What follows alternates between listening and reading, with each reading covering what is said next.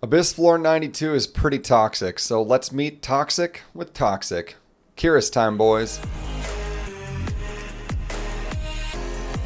Hey, what's going on, guys? This is Arcaden, and today we are talking about Abyss Floor 92, which is the Tywin and Roman floor. This floor is actually pretty hard, like legitimately difficult, and has a good chunk of RNG too, especially the stripping parts of trying to strip the boss off.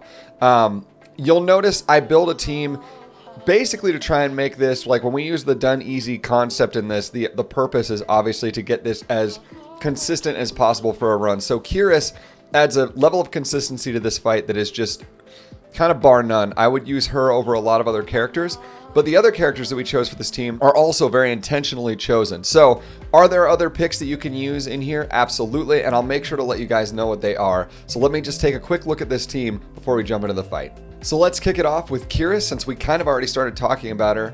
The main reason Kiris is so helpful here is because of her ability to land poisons, which does percentage of the boss's health when those tick, as well as the fact that you can actually land them to get through the shielding phases in when the boss is at 70% and when the boss is at 40%. So really great character.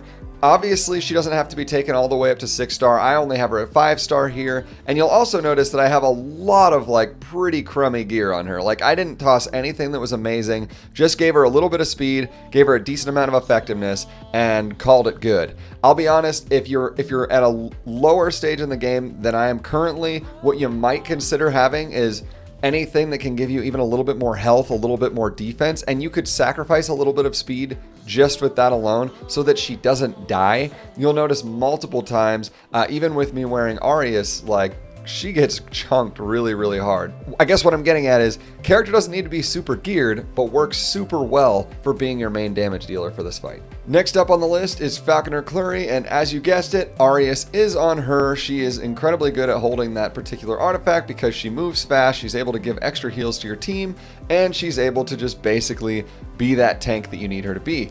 The other big reason you need her for this particular fight is her strip on her S3. The strip is so vitally important when using it for Tywin when he uses his S2, which you'll see as the fight goes on. So amazing free unit, amazing specialty change unit. So everybody should have this character, or at least has the opportunity to get this character.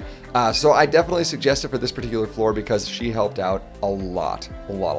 The healer I chose for this floor is Angelic Montmorancy. Main reason is she just has incredible healing output, especially if you put Rod of Amaryllis on her. So I would suggest don't bring Mag's Tome here. Mag's Tome will not give you the healing output that you're going to need to be able to survive, especially if you have a not very chunky Kiris. So I ended up going with the rod. That was plenty. We ended up making it through. I believe at least one time I had to burn the S3 just because there's a good chunk of healing that just needs to be done in this fight as the damage comes out.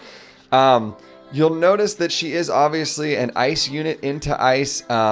Basically, I didn't want to bring Tamara in here because I was kind of afraid that the output damage from the bosses was going to be too much for Tam to deal with. Even though Tam does have a strip, does have a cleanse, I mean, has a lot of great utility here. It felt like Angelic Montmorancy was more the way to go. Also, Angelic Montmorancy is totally a free unit, so easy specialty change just like Falconer Kluri.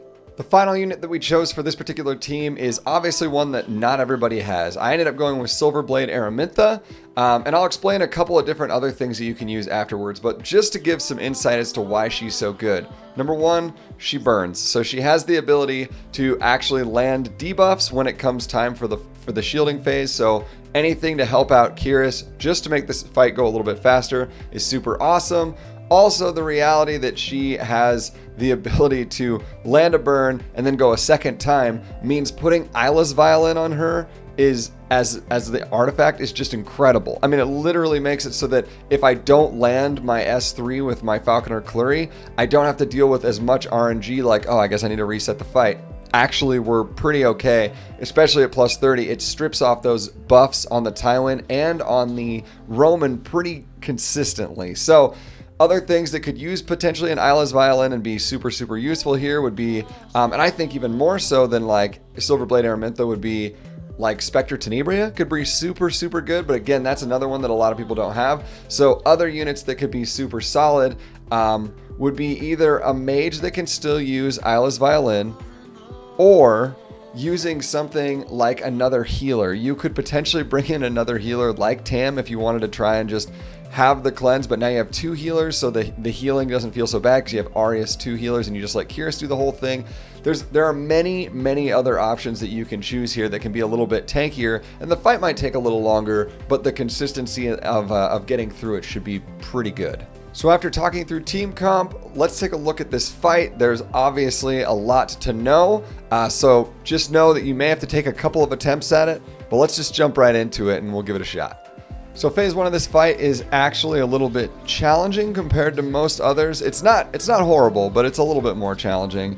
Things to keep in mind are whenever the Aranea Gigantus is actually buffed, he has an even higher chance to counterattack you than normal. He naturally has a 30% chance, so keep that in mind. Depending on just random RNG, you might get counterattacked a lot, and it could send you into phase 2 in kind of a weird health situation. I had that happen multiple times. Also, if Kiris doesn't land 3 poisons right off the bat, I would just restart. There's no reason to not get as much damage as you can, as fast as you can, especially early. And if you're missing and like you happen to get either 1 or maybe even 2 poisons, you are missing about 1/3 of the damage right off the bat that you could just make up for easily just by restarting. So keep that in mind. All in all, not a terrible phase. You're just going to be stacking up and getting as many souls as you can, but focusing the whole time on the Aranea Gigantus. Zero reason to make sure that you have like a full Archie bar by the time you move in, but you do want to make sure that you do have Archie because there are times where he is very useful in this particular fight. So after you get through this first phase, we'll talk through phase 2.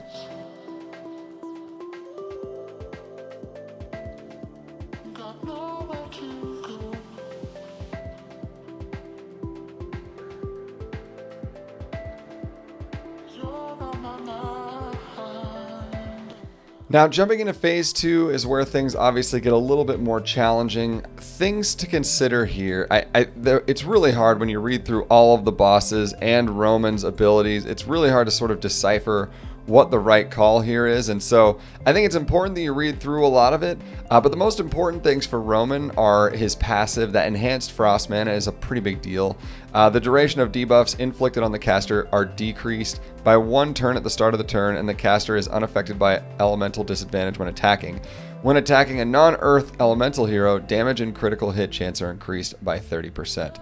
So, in general, this is the reason why we don't have any fire units on this team, but at the same time, that's also why we are trying to have as many green units as we can, because anything to stunt his damage is going to be helpful. But more than anything, the biggest part is that he just gets rid of debuffs so well, and it's so hard to be able to get to even like land all of the Kiris buffs that you'd want to. So the big thing to think about when you're trying to decide when to S3 on Kiris and drop as many poisons as you can on the Roman, because the Roman does have to go down first, is make sure Tywin has done his S2. So Tywin will S2, he will buff with attack buff and crit buff to both himself and to Roman in that next rotation. That's when you want to make sure that you do as many poisons as you can to start stacking, and of course burns with Aramintha on to Roman. But with Falconer Kluri, you want to make sure that you S3 the Tywin ASAP. Because if the Tywin has his S3 up and he drops that AoE on your team, if he has buffs, he will actually drop extra Terranor guards that will just add even more frustration to this fight, and there's no reason to deal with those at all. Make sure you're stripping Tywin when he puts his buffs up on his S2. Otherwise, as long as those get stripped, whether they get stripped with the S3 from the Falconer Kluri or just inevitably through the S1, S2 combos from either, in this case, Silverblade Aramintha or somebody with the Eyeless Violin, those are all viable ways to get rid of it. That'll do it. That'll basically make it totally fine. And so if you do that, you won't have any Terranor guards to deal with. You'll be able to actually just continue to slowly strip down the Roman, even if it's like just a little bit at a time, because once the Roman's gone, this fight becomes exceptionally easy. Also, not having to deal with Tywin's 70% phase and 40% phase, which is he will actually just put a shield up that the only thing that can get through it are poisons, burns, and bleeds, so that you just don't have to deal with that until Roman is kind of dead, I would put as little damage as possible into Tywin early, then focus him once the Roman is dead. Because once he's dead, then you can basically put all those burns, all those poisons very simply in. You're not worried about anything being dispelled accidentally when Roman goes with his gravitational ability, and you also just can just kind of nuke him down. It's really easy if you pay attention to that particular mechanic. So once Roman dies, you get down to Tywin. Tywin gets into his 70% phase. You make sure that you're burning and poisoning in this case as much as possible, and then you can go through.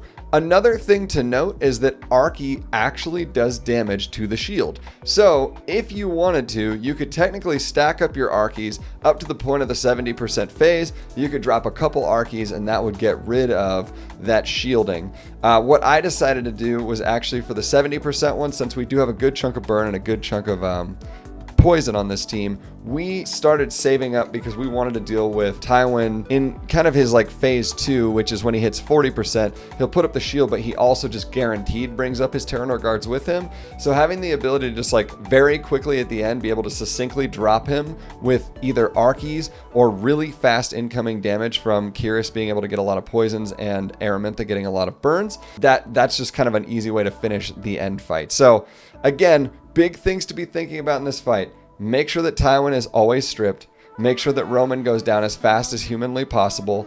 Don't use any of your debuffs like that are going to add a whole bunch of extra debuffs with Kiris before Tywin does his S2. Otherwise, they will just immediately be stripped off of Roman. And otherwise, it's basically just kind of a tank and spank at that point. Relatively easy.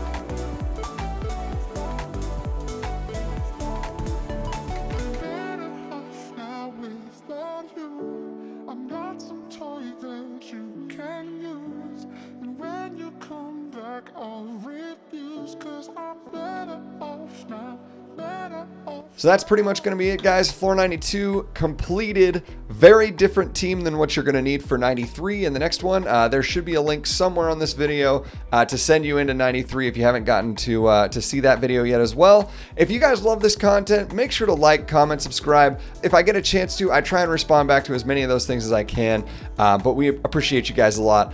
We will see you in the next video. Have a great day, guys.